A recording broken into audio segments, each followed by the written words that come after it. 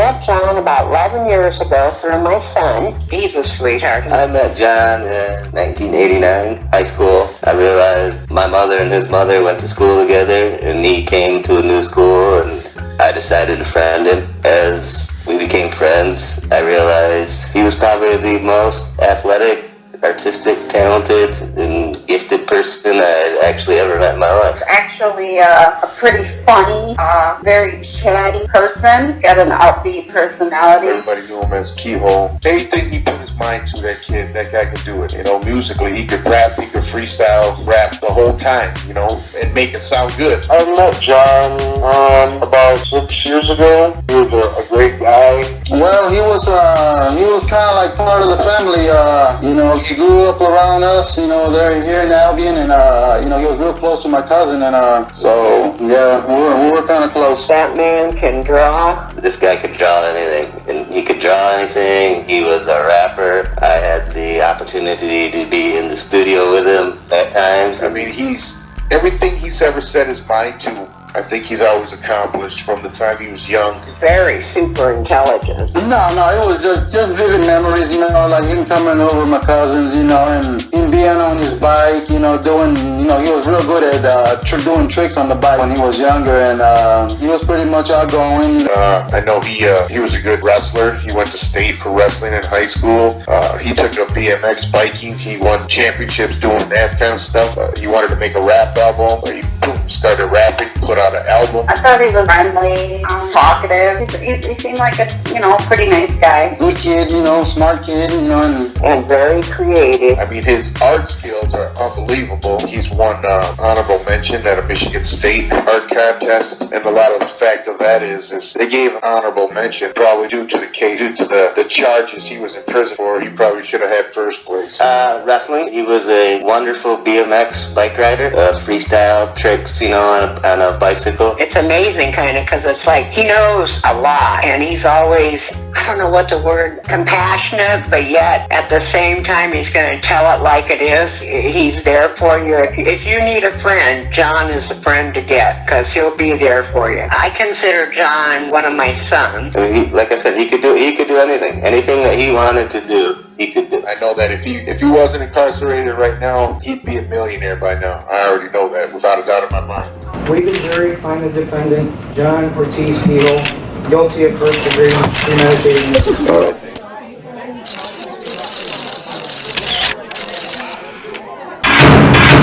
Hello. This is a prepaid debit call from John Kehoe. an inmate at the Michigan Department of Corrections, Muskegon Correctional Facility.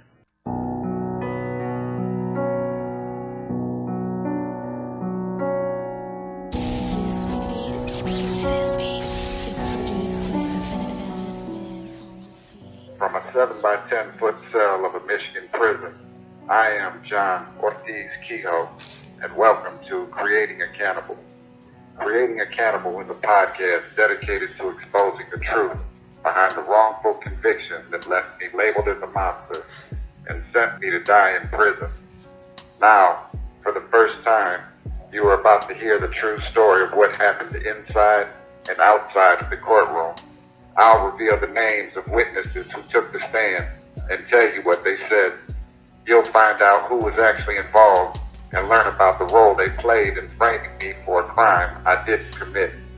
For 20 years, I was silenced by the concrete walls and razor wire that surrounds me. And for 20 years, the media ran with a one-sided version of this case, a version that is full of distorted evidence and outright lies. They gave you sensational headlines, but me, I'm giving you the truth. Previously, on Creating a Cannibal, Rose Larner was reported missing, and for 2.5 years, Bill Brown was the main suspect in her disappearance. To save himself from being charged with murder, he pointed the finger at me. For his cooperation, Bill Brown got a deal, and the former Ingham County prosecutor, Donald Martin, tried to use the case to further his own political ambitions. Together, they crafted a gruesome story, and the media obediently pushed it for them. But after Donald Martin lost his re-election, and therefore lost his job as Ingham County prosecutor, Donald Martin lost all interest in the case. The Calhoun County Prosecutor's Office was left holding the ball. It was now their job to win a conviction for a crime the former Ingham County prosecutor created. The Calhoun County Prosecutor's Office was left holding the ball.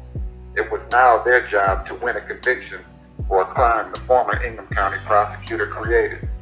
The weight of ensuring that conviction fell on the shoulders of Assistant Prosecutor John Kelsey, and he chose to proceed with the case as it stood. This is Creating a Cannibal, Episode 2, Presumed Guilty.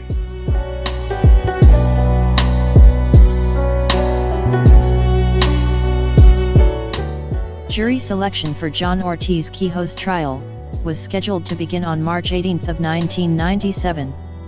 Representing John Ortiz-Kehoe would be defense attorney Jerome Sabota. On behalf of the Calhoun County Prosecutor's Office, Assistant Prosecutor John Kelsey was in charge of securing a conviction.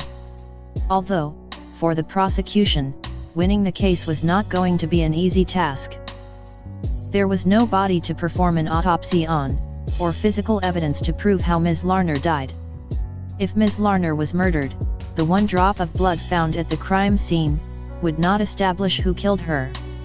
And above all else, the prosecution's only eyewitness was Bill Brown, an admitted accomplice who was originally suspected as being responsible for Ms. Larner's death. Assistant Prosecutor John Kelsey knew that based solely on the facts of the case alone, it would be impossible to prove that John Ortiz-Kehoe was guilty of murder beyond a reasonable doubt. Therefore, Assistant Prosecutor John Kelsey would need to influence the jury, outside of the legal constraints of the courtroom. On March 17, the day before jury selection began, Calhoun County's most influential newspaper, the Battle Creek Enquirer, ran a 2-page story, slamming John Ortiz-Kehoe. The one-sided story was the newspaper's attempt at poisoning the minds of potential jurors. The real question, however, was if the Battle Creek Enquirer ran the 2-page story at the behest of the Calhoun County Prosecutor's Office. The following day, when jury selection began, nearly every potential juror acknowledged reading the 2-page article featured in the Battle Creek Enquirer. Several potential jurors even admitted they believed that John Ortiz-Kehoe committed the horrific crime, and his trial was a mere technicality. John Ortiz-Kehoe was presumed to be guilty before the trial even began. As a result of several jurors stating that their opinion of John Ortiz-Kehoe had been affected by the media's coverage of the case, Judge Stephen B. Miller called for an off-the-record meeting in his chambers. Once inside of Judge Miller's office, Attorney Jerome Sabota and Assistant Prosecutor John Kelsey debated whether a change of venue was necessary. Therefore, the trial would stay in Calhoun County. Immediately after the first day of jury selection was concluded, Assistant Prosecutor Kelsey addressed the media in front of the courthouse. The prosecutor claimed that he was shocked by John's appearance. Assistant Prosecutor Kelsey then told reporters that before John was on trial, he looked like a Mexican gangster rapper. Now, the prosecutor said, John Ortiz-Kehoe looks like a college student going to a job interview. Using the media to demonize John was a tactic Assistant Prosecutor Kelsey employed for the duration of John's trial. Without an order from Judge Miller to sequester the jury, there was no way for the defense to keep jurors from being influenced by the statements Assistant Prosecutor Kelsey made outside of the courtroom. On the second day of jury selection, both the prosecution and the defense continued to pick their way through a long line of potential jurors.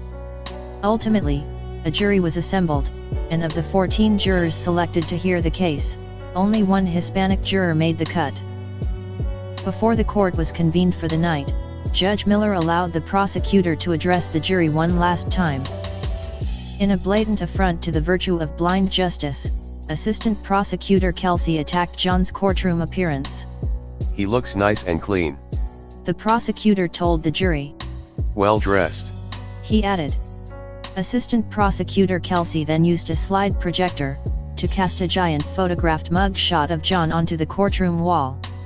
The image accentuated John's summer brown face, a stark contrast from the fair-skinned defendant, sitting in front of the jury.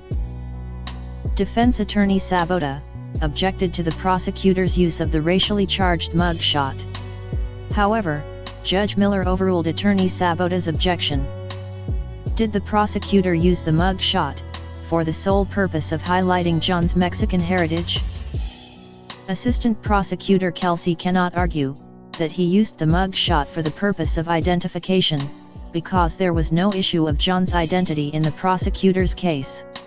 Every accusing witness knew John personally. Furthermore, the crime in question occurred in 1993, and the mug shot was taken in 1995, when John was arrested for driving without a license.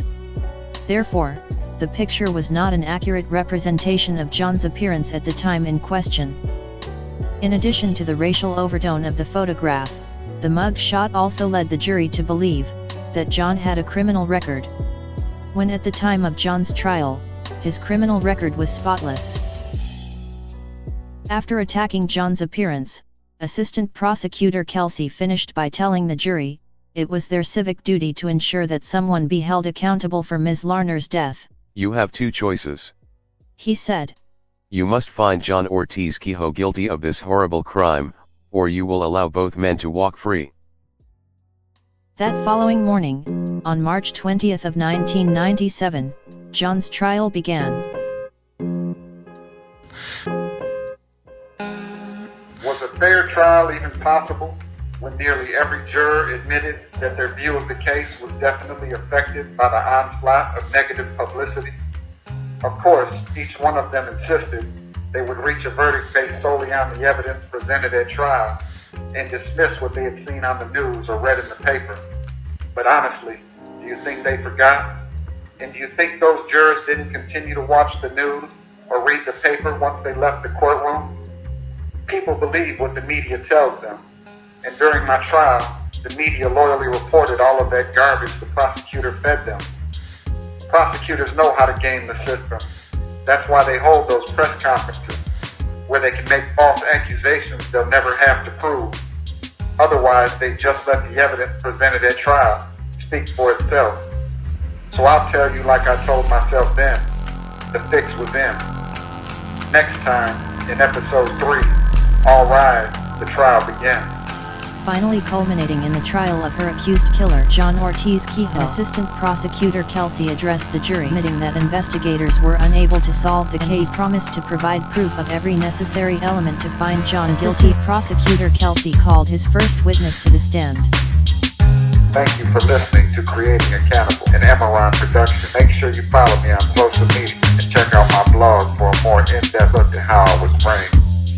Creating a Cannibal is a podcast produced under Emerald Productions. Gerardo G. Gonzalez Jr., Robert D. Tabb and Lucas Sampson are editorial advisors. Emerald Santos our executive producer and the one who mixed our show. Our theme music are Shot Me Down composed by Audio Venger and Freedom Drops composed by Ari De Niro. Our website is creatingacannibal.wordpress.com. Special thanks to Mr. John Ortiz-Kehoe for sharing his side of story. Also visit John's blog website where you can see documents from the case, johnortiz-kehoe.blogspot.com.